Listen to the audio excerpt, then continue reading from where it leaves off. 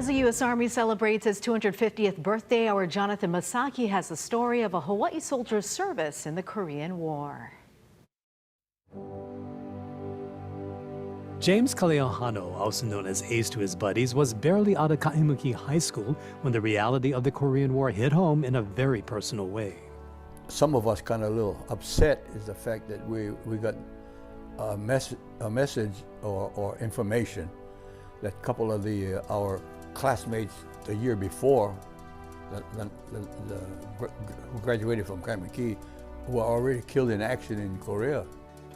So, upon graduation, Kaleohano and a few other local boys decided to talk to Uncle Sam and enlisted in the U.S. Army. And we didn't know nothing about Korea, so a couple of us got together and said, you know, let's go volunteer, go to Korea and avenge our friends' death there. When they arrived in the land of the morning calm, it was anything but calm.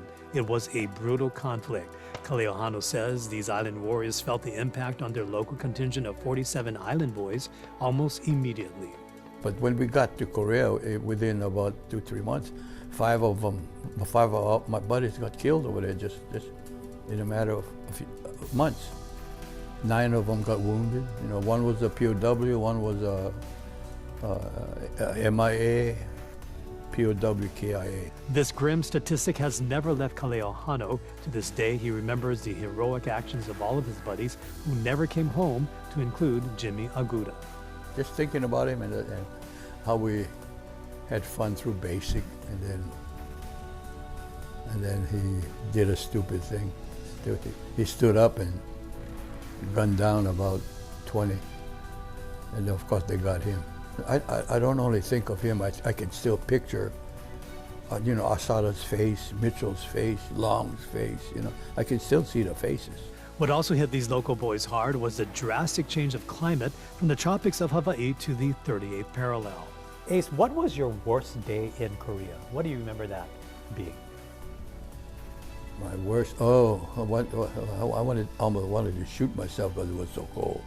Beyond the frigid weather and losing so many of his battle buddies, Kaleohano says the most chilling reality was the fact that the Korean conflict was often referred to as the Forgotten War.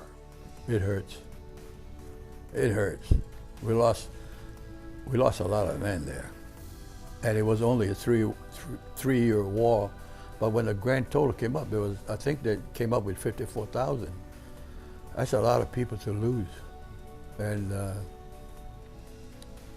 it was just hard. Now in his 90s, the grim statistic has never left Kaleohano. He became an instructor in infantry and jungle survival tactics. Some of his insight and lessons learned are still used at the Army Jungle Training School at Schofield Barracks.